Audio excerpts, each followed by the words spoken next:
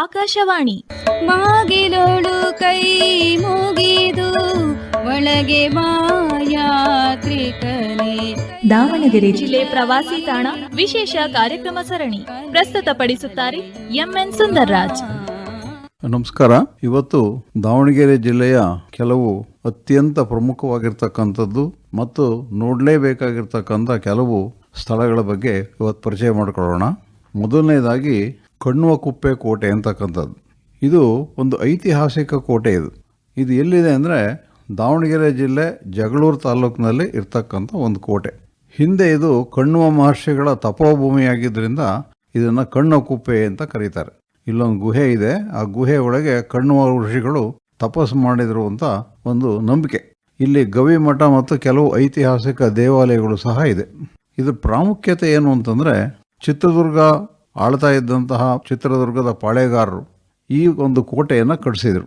ಅದರಲ್ಲೂ ಚಿಕ್ಕಣ್ಣ ನಾಯಕ ಅಂತಕ್ಕಂಥ ಒಬ್ಬ ಪ್ರಸಿದ್ಧನಾಗಿರ್ತಕ್ಕಂಥ ಪಾಳೆಗಾರ ಕ್ರಿಸ್ತಶಕ 1676ರಲ್ಲಿ ಇದನ್ನು ಕಟ್ಟಿಸ್ದ. ಅವನು ಭಾಳ ಶೂರನಾಗಿದ್ದ. 10 ವರ್ಷಗಳ ಕಾಲ ಚಿತ್ರದುರ್ಗದ ಒಬ್ಬ ಅಧಿಪತಿಯಾಗಿದ್ದವನು.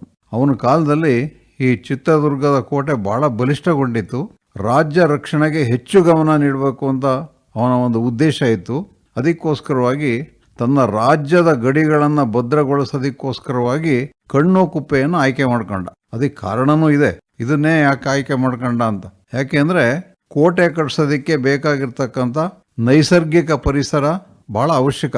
ಆ ದೃಷ್ಟಿಯಲ್ಲಿ ಕಣ್ವಕುಪ್ಪೆ ಎನ್ನುವ ಹಳ್ಳಿ ನೈಸರ್ಗಿಕ ಕಲ್ಲು ಬೆಟ್ಟಗಳನ್ನು ಹೊಂದಿದ್ದು ಶತ್ರುಗಳ ದಾಳಿಯಿಂದ ರಕ್ಷಣೆ ಪಡೆಯೋದಕ್ಕೆ ಬಹಳ ಅನುಕೂಲವಾಗಿತ್ತು. ಅದನ್ನೇ ಬಳಸ್ಕೊಂಡು ಇಲ್ಲೊಂದು ಭದ್ರವಾದ ಕೋಟೆಯನ್ನ ನಿರ್ಮಿಸಿದ್ರೆ ತಮ್ಮ ಆಳ್ವಿಕೆಯ ಪ್ರದೇಶಕ್ಕೆ ಅನುಕೂಲ ಆಗುತ್ತೆ ಅಂತ ನಿರ್ಧರಿಸಿ ಚಿಕ್ಕಣ್ಣ ನಾಯಕರು ಇಲ್ಲೊಂದು ಕೋಟೆಯನ್ನು ನಿರ್ಮಿಸಿದರು. ಅದಕ್ಕೋಸ್ಕರ ಇದನ್ನ ಕಿಲಾ ಕಣ್ವ ಕೋಟೆ ಅಂತಲೂ ಕರೀತಾರೆ. ಈ ಕೋಟೆ 3 ಸಣ್ಣ ಬೆಟ್ಟಗಳ ಸಾಲನ್ನು ಹೊಂದಿದ್ದು ಅಲ್ಲಿರುವ ನೈಸರ್ಗಿಕ ಕಲ್ಲುಗಳನ್ನೇ ಬಳಸಿಕೊಂಡು ಹೊರಸುತ್ತಿನ ಗೋಡೆಯನ್ನು ನಿರ್ಮಿಸಿದ್ದಾರೆ. ಇದಕ್ಕೆ 2 ಬೃಹತ್ ದ್ವಾರಗಳಿದ್ದು ಅವುಗಳ ಮೇಲೆ ಕಲ್ಲಿನ ಸುಂದರ ಕೆತ್ತನೆಯ ಕೆಲಸಗಳನ್ನು ಮಾಡಲಾಗಿದೆ.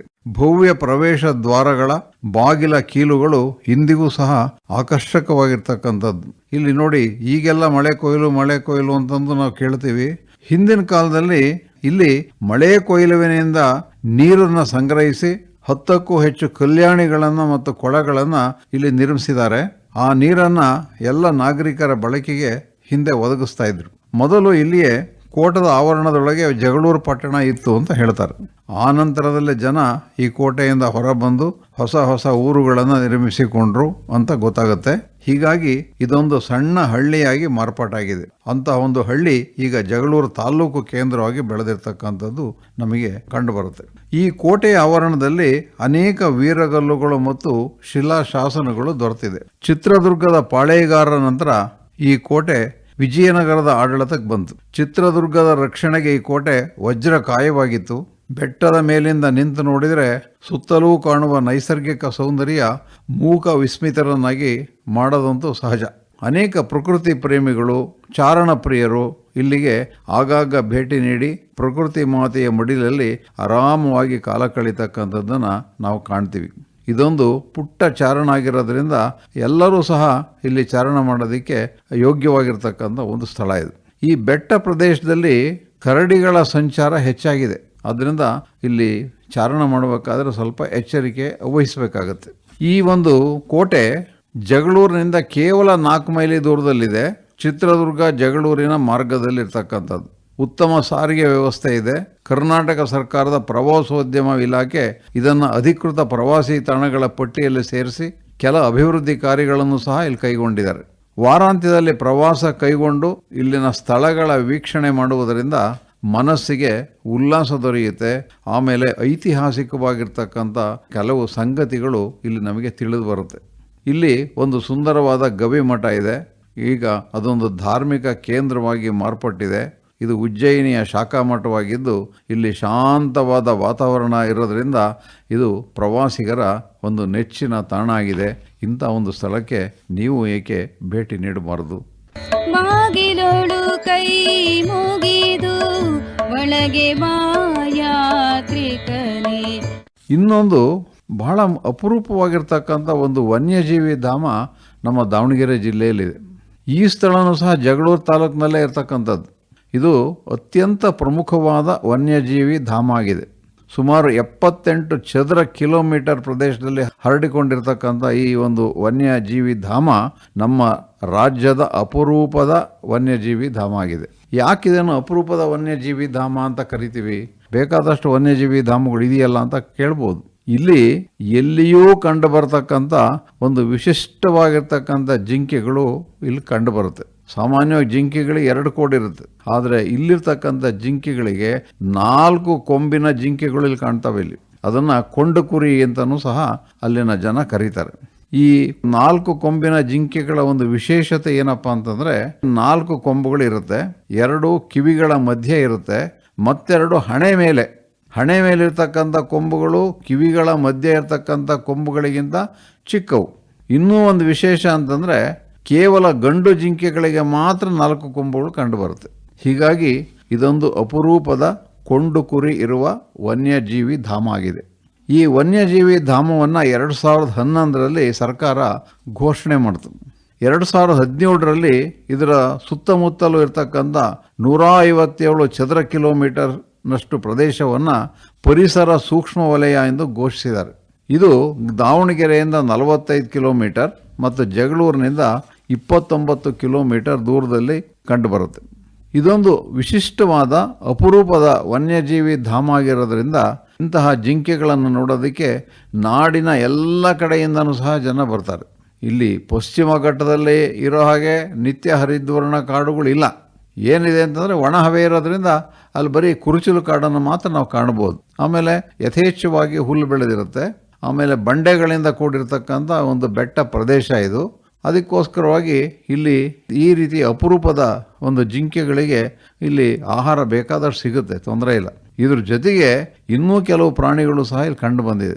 ಅದು ಕರಡಿಗಳು, ಚಿರತೆ, ತೋಳ, ಕಾಡಬೇಕು, ಮುಳ್ಳುಹಂದಿ, ನರಿ ಇಂಥ ಪ್ರಾಣಿಗಳನ್ನು ಸಹ ಇಲ್ಲಿ ನಾವು ಕಾಣಬಹುದು. ಅದು ಅಷ್ಟೇ ಅಲ್ಲ, ಅನೇಕ ಜಾತಿಯ ಹಕ್ಕಿಗಳನ್ನು ಸಹ ನಾವಿಲ್ಲಿ ಕಾಣಬಹುದು. ವಿಧ ವಿಧವಾಗಿರ್ತಕ್ಕಂಥ ಹಕ್ಕಿಗಳು, ಹಾರಾಡ್ತಕ್ಕಂಥ ಹಕ್ಕಿಗಳು, ಅವುಗಳ ಕಲರವ, ಅವುಗಳ ಒಂದು ಸೌಂದರ್ಯ ಇಲ್ಲಿನ ಪ್ರವಾಸಿಗಳಿಗೆ ಮನಸೆಳಿತಕ್ಕಂಥ ಒಂದು ದೃಶ್ಯ ಆಗಿದೆ. ಅದರಲ್ಲೂ ಮುಖ್ಯವಾಗಿ ವೈಟ್ ನೆಪ್ಡ್ ಟಿಟ್ ಅಂತಕ್ಕಂಥ ಹಕ್ಕಿಗಳು ಇಲ್ಲಿ ಕಂಡು ಬರುತ್ತೆ. ಇದು ಬಹಳ ಅಪರೂಪದ ಹಕ್ಕಿ, ಬೇರೆ ಕಡೆ ಸಿಗದೇ ಇರತಕ್ಕಂಥದ್ದು. ಇದ್ರ ಜೊತೆಗೆ ಬಣ್ಣ ಬಣ್ಣದ ಚಿಟ್ಟೆಗಳು ನಾವು ಇಲ್ಲಿ ಕಾಣ್ಬೋದು. ಇಲ್ಲಿಗೆ ಹೋಗಬೇಕಾದ್ರೆ ಬೇಕಾದಷ್ಟು ಅನುಕೂಲತೆ ಇದೆ, ಬಸ್ಸಿನ ಅನುಕೂಲತೆಗಳಿದ್ದಾವೆ. ಸ್ವಂತ ವೆಹಿಕಲ್ನು, ಸ್ವಂತ ಒಂದು ವಾಹನದಲ್ಲೂ ಸಹ ಇಲ್ಲಿಗೆ ಹೋಗಿ ಬರ್ಬೋದು. ಬೆಳಗ್ಗೆ 6 ಗಂಟೆಯಿಂದ ಸಂಜೆ 6 ಗಂಟೆವರೆಗೆ ಈ ವನ್ಯಜೀವಿ ಧಾಮ ಪ್ರವಾಸಿಗರಿಗೋಸ್ಕರವಾಗಿ ಸದಾ ತೆರೆದಿರುತ್ತೆ. ಅಕ್ಟೋಬರ್ನಿಂದ ಮಾರ್ಚ್ ತಿಂಗಳವರೆಗೆ ಇಲ್ಲಿ ಭೇಟಿ ನೀಡೋದಕ್ಕೆ ತುಂಬ ಸೂಕ್ತವಾಗಿರ್ತಕ್ಕಂಥ ಸಮಯ. ಇಲ್ಲಿಗೆ ಭೇಟಿ ನೀಡ್ತಕ್ಕಂಥವರು ಮೊದಲು ಅರಣ್ಯ ಇಲಾಖೆ ಅನುಮತಿ ಪಡಿಬೇಕು, ಆಮೇಲೆ ಇಲ್ಲಿ ನೋಡೋದಕ್ಕೆ ಅವಕಾಶ ಉಂಟು. ಈ ಅರಣ್ಯ ಇಲಾಖೆಯ ಕಚೇರಿಗಳು ಜಗಳೂರಿನಲ್ಲೂ ಇದೆ, ದಾವಣಗೆರೆಯಲ್ಲೂ ಇದೆ. ಅಲ್ಲಿನ ಒಂದು ಅನುಮತಿಯನ್ನು ಪಡೆದು ಇಂತಹ ಒಂದು ಅಪರೂಪವಾಗಿರ್ತಕ್ಕಂಥ ವನ್ಯಜೀವಿ ಧಾಮವನ್ನು ನಾವು ಸಂದರ್ಶನ ಮಾಡೋದಕ್ಕೆ ಬಹಳ ಸೊಗಸಾಗಿರ್ತಕ್ಕಂಥ ಒಂದು ಸ್ಥಳ. ಇದನ್ನು ನೋಡೋದಕ್ಕೆ ನಾಡಿನಾದ್ಯಂತ, ದೇಶಾದ್ಯಂತ ಅನೇಕ ಜನ ಪ್ರವಾಸಿಗಳು ಬಂದು 4 ಕೊಂಬಿನ ಜಿಂಕೆಗಳನ್ನು ನೋಡಿ ಬಹಳ ಆಶ್ಚರ್ಯವನ್ನು ವ್ಯಕ್ತಪಡಿಸ್ತಕ್ಕಂಥದ್ದನ್ನು ನಾವು ಕಾಣ್ತೀವಿ. ಬಾಗಿಲೋಳು ಕೈ ಮುಗಿದು ಒಳಗೆ ಬಾ ಯಾತ್ರಿಕನೇ. ಇನ್ನು ಮುಂದೆ ಹರಿಹರಕ್ಕೆ ಹೋಗೋಣ. ಹರಿಹರ ಅಂದ ತಕ್ಷಣ ನಮಗೆ ದೇವಸ್ಥಾನ ಗೊತ್ತಾಗುತ್ತೆ. ಆ ದೇವಸ್ಥಾನದ ಜೊತೆಗೆ ಇನ್ನೊಂದು ಅಪರೂಪವಾಗಿರ್ತಕ್ಕಂಥ ಒಂದು ಸ್ಥಳ ಇದೆ, ಒಂದು ಚರ್ಚ್ ಇದೆ ಅಲ್ಲಿ. ಅದನ್ನು basilica of our lady of health church ಅಂತ ಕರೀತಾರೆ. ಇದನ್ನು ಸರಳಗನ್ನಡದಲ್ಲಿ ಹೇಳಬೇಕು ಅಂದರೆ ಆರೋಗ್ಯ ಮಾತೆಯ ಚರ್ಚ್ ಅಂತ ಕರೀತಾರೆ. ಇದು ಹರಿಹರ ಪಟ್ಟಣದಲ್ಲಿದೆ. ಇದನ್ನು ಕರ್ನಾಟಕದ ವೇಲಾಂಕಣ್ಣಿ ಅಂತಲೂ ಸಹ ಕರೀತಾರೆ. ಏಕೆಂದರೆ ಇಲ್ಲಿರ್ತಕ್ಕಂಥ ಮಾತೆ ಮೇರಿಯ ವಿಗ್ರಹಕ್ಕೆ ವಿಶೇಷವಾದ ಮಹತ್ವ ಇದೆ. ಅನಾರೋಗ್ಯ ಪೀಡಿತರು ಇಲ್ಲಿಗೆ ಬಂದು ಹರಸ್ಕೊಂಡ್ರೆ ರೋಗ ವಾಸಿಯಾಗುತ್ತೆ ಅಂತ ಒಂದು ನಂಬಿಕೆ. ಹೀಗಾಗಿ ಇಲ್ಲಿಗೆ ಎಲ್ಲ ಜಾತಿಯವರು, ಎಲ್ಲ ಧರ್ಮದವರು ಇಲ್ಲಿ ಬಂದು ಹೋಗ್ತಕ್ಕಂಥದ್ದನ್ನು ನಾವು ಕಾಣ್ಬೋದು. ಇದರ ಒಂದು ಅಪರೂಪ ಏನು, ಇದರ ವೈಶಿಷ್ಟ್ಯತೆ ಏನು? ಎಲ್ಲ ರೀತಿಯಲ್ಲೂ ಒಂದು ಚರ್ಚ್ ಅಲ್ಲವಿದು ಅಂತ. ಆದರೆ ಈ ಇಗರ್ಜಿಯನ್ನು ಯಾವುದೇ ರಾಜನಾಗಲಿ ಬ್ರಿಟಿಷ್ ಅಧಿಕಾರಿಯಾಗಲಿ ನಿರ್ಮಿಸಿಲ್ಲ. ಇದನ್ನು ನಿರ್ಮಿಸಿದ್ದು ಯಾರಪ್ಪ ಅಂತಂದರೆ ಒಬ್ಬ ಬ್ರಾಹ್ಮಣ, ಒಬ್ಬ ವಿಪ್ರ ಈ ಒಂದು ಚರ್ಚನ್ನು ನಿರ್ಮಾಣ ಮಾಡ್ದ. ಎಷ್ಟು ಆಶ್ಚರ್ಯ ಅಲ್ವಾ ಇದು? ಅದಕ್ಕೊಂದು ಐತಿಹ್ಯನೂ ಇದೆ. ಒಂದು ಸರಿ ಒಬ್ಬ ಬ್ರಾಹ್ಮಣ ಹರಿಹರದ ತುಂಗಭದ್ರಾ ನದಿಯಲ್ಲಿ ಸ್ನಾನ ಮಾಡ್ತಾ ಇರ್ತಾನೆ. ಸ್ನಾನ ಮಾಡ್ತಿರ್ಬೇಕಾದ್ರೆ ನೀರನ್ನ ಕೊಚ್ಕೊಂಡು ಹೋಗ್ಬಿಡ್ತಾನ ಅವನು. ಇನ್ನೇನು ಅವ್ನು ಸತ್ತೆ ಅಂತಂದು ಅವನಿಗೆ ಭಾವನೆ, ಅವನಿಗೆ ನೀರಿನಲ್ಲಿ ಕೊಚ್ಕೊಂಡು ಹೋದ್ರೆ ಉಳಿಯೋಕ್ಕಾಗುತ್ತೆ. ಅವಾಗ ಅಕಸ್ಮಾತಾಗಿ ಅವನ ಕೈಗೆ ಒಂದು ಆಸರಿಯಾಗಿ ಒಂದು ಕಲ್ಲು ಸಿಗುತ್ತೆ. ಆ ಕಲ್ಲು ನೋಡಿದರೆ ಏನಪ್ಪ ಕಲ್ಲು ಅಂತಂದರೆ ಅದು ಮಾತೆ ಮೇರಿಯ ವಿಗ್ರಹ. ಅದು ಆ ವಿಗ್ರಹವನ್ನು ಹಿಡಿದು ಅವನು ತನ್ನ ಜೀವವನ್ನು ಉಳಿಸ್ಕೊಳ್ತಾನೆ. ಆಮೇಲೆ ಅದನ್ನು ದಡಕ್ಕೆ ತಗೊಂಬರ್ತಾನವನು. ದಡಕ್ಕೆ ತಗೊಂಬಂದು ತನ್ನ ಪ್ರಾಣವನ್ನು ಉಳಿಸಿದ ಈ ವಿಗ್ರಹವನ್ನು, ಇದನ್ನು ನಾನು ಎಲ್ಲರೂ ಇಲ್ಲಿ ಸ್ಥಾಪನೆ ಮಾಡಿ ಇದಕ್ಕೆ ನಾನು ಗೌರವವನ್ನು ಸಲ್ಲಿಸಬೇಕು ಅಂತಂದು ಆ ತುಂಗಭದ್ರಾ ನದಿಯ ದಂಡೆಯ ಮೇಲೆ ಒಂದು ಸಣ್ಣ ಗುಡಿಯನ್ನು ಕಟ್ಟಿ ಅದರಲ್ಲಿ ಈ ಮಾತೆ ಮೇರಿಯ ಒಂದು ಮೂರ್ತಿಯನ್ನು ಪ್ರತಿಷ್ಠಾಪನೆ ಮಾಡಿ ತನ್ನ ಕೃತಜ್ಞತೆಗಳನ್ನು, ತನ್ನ ಭಕ್ತಿಯನ್ನು ಅರ್ಪಿಸ್ತಾನೆ. ಇದನ್ನು 1833ರಲ್ಲಿ ಫಾದರ್ ಫ್ರಾನ್ಸಿಸ್ ಝೇವಿಯರ್ ಅಂತಕ್ಕಂಥ ಧರ್ಮಗುರುಗಳು ಇಲ್ಲಿ ಬರ್ತಾರೆ. ಇಲ್ಲಿ ಧರ್ಮಗುರುಗಳು ಬಂದಾಗ ಅವರಿಗೆ ಎಲ್ಲ ಈ ವಿಚಾರ ತಿಳಿಯುತ್ತೆ. ಮೇರಿ ವಿಗ್ರಹ ಸಿಕ್ಕಿರ್ತಕ್ಕಂಥದ್ದು ನದಿಯಲ್ಲಿ, ಅದನ್ನು ತಂದು ಸ್ಥಾಪನೆ ಮಾಡಿರ್ತಕ್ಕಂಥದ್ದು ಅವನೊಬ್ಬ ಬ್ರಾಹ್ಮಣ ಅಂತಂದು ಅವರಿಗೆ ಒಂದು ಆಶ್ಚರ್ಯನೂ ಆಗುತ್ತೆ. ಅದಕ್ಕೆ ಏನಾದರೂ ಒಂದು ಉತ್ತಮವಾಗಿರ್ತಕ್ಕಂಥ ಒಂದು ಇಗರ್ಜಿಯನ್ನು ನಿರ್ಮಿಸಬೇಕು, ಒಂದು ಚರ್ಚನ್ನು ನಿರ್ಮಿಸಬೇಕು ಅಂತಂದು ಅಲ್ಲಿ ಅದೇ ಮೇರಿ ಮಾತೆಯ ವಿಗ್ರಹವನ್ನು ಸ್ಥಾಪನೆ ಮಾಡಿ ಒಂದು ಉತ್ತಮವಾಗಿರ್ತಕ್ಕಂಥ ಒಂದು ಚರ್ಚನ್ನು ನಿರ್ಮಿಸ್ತಾರೆ. ಆಮೇಲೆ ಅದು ಕಾಲಕ್ಕೆ ಭಕ್ತರ ಶ್ರದ್ಧೆ ಮತ್ತು ಧರ್ಮಗುರುಗಳ ಶ್ರಮದಿಂದ ಇಲ್ಲಿ ಭವ್ಯವಾದ ಬೃಹತ್ತಾದ ಒಂದು ಚರ್ಚ್ ನಿರ್ಮಾಣಗೊಂಡಿದೆ. ಫಾದರ್ ಎ ಜೋಸೆಫ್ ಅಂತಕ್ಕಂಥವರು ಭಕ್ತರ ಕಾಣಿಕೆಯಿಂದ ಆಕರ್ಷಕ ವಾಸ್ತುಶಿಲ್ಪದೊಂದಿಗೆ ಇಲ್ಲಿನ ವಿಶಾಲ ಚರ್ಚನ್ನು, ಗೋಪುರ ಮತ್ತು ಸಭಾಂಗಣವನ್ನು ನಿರ್ಮಿಸಿದ್ದಾರೆ. ಬಹಳ ಸೊಗಸಾಗಿರ್ತಕ್ಕಂಥ ಒಂದು ಚರ್ಚ್ ಇದು. 2019ರಲ್ಲಿ ಇದನ್ನು ಅಧಿಕೃತವಾಗಿ ಮೈನರ್ ಬ್ಯಾಸಲಿಕಾ ಅಂತ ಘೋಷಣೆ ಮಾಡಿದ್ದಾರೆ. ಹರಿಹರ ಪಟ್ಟಣದಲ್ಲಿ ಇರ್ತಕ್ಕಂಥ ಈ ಭವ್ಯ ಇಗರ್ಜಿಗೆ ನಾಡಿನಾದ್ಯಂತ ಇರುವ ಭಕ್ತರು ಬಂದು ಪೂಜೆ ಮತ್ತು ಪ್ರಾರ್ಥನೆಯನ್ನು ಸಲ್ಲಿಸ್ತಾರೆ. ಪ್ರತಿ ವರ್ಷ ಸೆಪ್ಟೆಂಬರ್ 8ನೇ ತಾರೀಕು ಇಲ್ಲಿ ನಡೀತಕ್ಕಂತಹ ಮಾತೆ ಮೇರಿ ಜನ್ಮದಿನವನ್ನು ಅತ್ಯಂತ ಸಂಭ್ರಮದಿಂದ ಇಲ್ಲಿ ಆಚರಿಸ್ತಾ ಇದ್ದಾರೆ. ಅವತ್ತು ಸಹಸ್ರಾರು ಜನ ಇಲ್ಲಿ ಬಂದು ಸೇರಿ ಈ ಜಾತ್ರೆಯಲ್ಲಿ ಪಾಲ್ಗೊಂಡು ಸಾರ್ಥಕತೆಯನ್ನು ಪಡಿತಕ್ಕಂಥದ್ದನ್ನು ನಾವು ಕಾಣ್ಬೋದು. ಇಂಥ ಒಂದು ಅಪರೂಪದ ಚರ್ಚು ನಮ್ಮ ದಾವಣಗೆರೆ ಜಿಲ್ಲೆಯ ಹರಿಹರ ಪಟ್ಟಣದಲ್ಲಿ ಇರ್ತಕ್ಕಂಥದ್ದು. ಬಾಗಿಲೋಳು ಕೈ ಮುಗಿದು ಒಳಗೆ ಬಾ ಯಾತ್ರಿಕನೇ. ಕೇಳಿದ್ರೆ ಇನ್ನು ಕೆಲವು ಪ್ರದೇಶಗಳ ಬಗ್ಗೆ ಮಾಹಿತಿಯನ್ನು ತಿಳಿಸೋದಿದೆ. ನಿಮಗೂ ಕೂಡ ನಿಮ್ಮ ಜಿಲ್ಲೆಯ ಹಲವು ಪ್ರಾಂತ್ಯಗಳ ಬಗ್ಗೆ ಮಾಹಿತಿಯನ್ನು ಕೊಡಬೇಕು ಅಂತ ಆಸಕ್ತಿ ಇದ್ದರೆ ತಾವೂ ಕೂಡ ನಮ್ಮ AIRBDVT@gmail.comಗೆ ತಮ್ಮ ಊರಿನ ಮಾಹಿತಿಯನ್ನು ತಿಳಿಸೋದಕ್ಕೆ ಅವಕಾಶ ಇದೆ. ಹಾಗೆಯೇ ಈ ಕಾರ್ಯಕ್ರಮ ಸರಣಿಯಿಂದ ನೀವು ಕೂಡ ಪ್ರೇರಿತರಾಗಿರಬಹುದು, ಹಲವಾರು ಪ್ರದೇಶಗಳನ್ನು ಭೇಟಿ ಮಾಡ್ತಿರಬಹುದು. ಅದನ್ನು ಕೂಡ ಯೋಚನೆಯನ್ನು ಮಾಡ್ತಾ ಇದ್ದರೆ ಬಹಳ ಒಳ್ಳೆಯದು. ಈ ಒಂದು ಪ್ರವಾಸಿ ಸ್ಥಳ ನಮಗೆ ಅತ್ಯಂತ ಪ್ರಮುಖ ಯಾಕಾಗತ್ತೆ ಅಂತಂದರೆ ಹಲವು ನೊಂದು ಬೆಂದ ಜೀವಗಳಿಗೆ ಮರುಜೀವವನ್ನು ಕೊಡುವಂತಹ ಸ್ಥಳಗಳು ಇವಾಗಿರುತ್ತೆ. ಅದೇ ರೀತಿಯಲ್ಲಿ ಹಲವಾರು ಜನರು ವಾರಪೂರ್ತಿ ಕೆಲಸ ಮಾಡಿದ ನಂತರದಲ್ಲಿ ವೀಕೆಂಡ್ನಲ್ಲಿ ಅಂದರೆ ವಾರದ ಕೊನೆಯಲ್ಲಿ ಇರತಕ್ಕಂಥ ರಜಾ ದಿನವನ್ನು ಕೂಡ ಈ ಥರದ ಪ್ರವಾಸಗಳಿಗೆ ಉಪಯೋಗಿಸಿಕೊಂಡಾಗ ಆಹ್ಲಾದಕರವಾದಂತಹ ವಾತಾವರಣದಲ್ಲಿ ನೀವು ಹೋಗಿ ಬಂದಾಗ ಪುನಃ ಕೆಲಸ ಮಾಡುವ ಹುಮ್ಮಸ್ಸು ಶಕ್ತಿಯೂ ಕೂಡ ಹೆಚ್ಚಾಗುತ್ತೆ. ಆ ರೀತಿಯ ಒಂದು ಯೋಚನೆಯನ್ನು ಮಾಡಿ ಪ್ರವಾಸ ಯಾವತ್ತೂ ಪ್ರಯಾಸವಾಗಿರಬಾರ್ದು. ಪ್ರಯಾಸವಿಲ್ಲದೆ ಪ್ರವಾಸ ಮಾಡುವುದಕ್ಕೆ ನೀವು ಹೋಗುವುದಕ್ಕಿಂತ ಮೊದಲೇ ಅಲ್ಲಿ ಏನೇನನ್ನು ನೋಡಬಹುದು, ಸುತ್ತಮುತ್ತಲೂ ಏನೇನನ್ನು ನೋಡಬಹುದು ಎನ್ನುವುದನ್ನೆಲ್ಲವನ್ನು ತಿಳಿದುಕೊಂಡು ಹೋದಾಗ ನೀವು ಪ್ರವಾಸವನ್ನು ಸುಖಕರವಾಗಿ ಮುಗಿಸಿಕೊಂಡು ಬರೋದಕ್ಕೆ ಸಾಧ್ಯ ಆಗುತ್ತೆ. ಇದು ನಮ್ಮ ಈ ಪ್ರವಾಸಿ ತಾಣದ ಮಾಹಿತಿಯನ್ನು ಕೊಡುವಂಥ ಕಾರ್ಯಕ್ರಮದ ಪ್ರಮುಖ ಅಂಶವೂ ಕೂಡ ಹೌದು.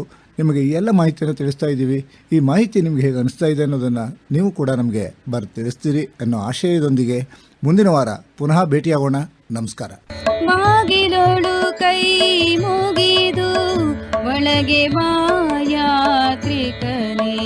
ಇದುವರೆಗೆ ದಾವಣಗೆರೆ ಜಿಲ್ಲೆ ಪ್ರವಾಸಿ ತಾಣ ವಿಶೇಷ ಕಾರ್ಯಕ್ರಮ ಸರಣಿ ಕೇಳಿದಿರಿ. ಪ್ರಸ್ತುತಪಡಿಸಿದವರು MN ಸುಂದರ್ರಾಜ್, ನಿರ್ವಹಣೆ SR ಭಟ್.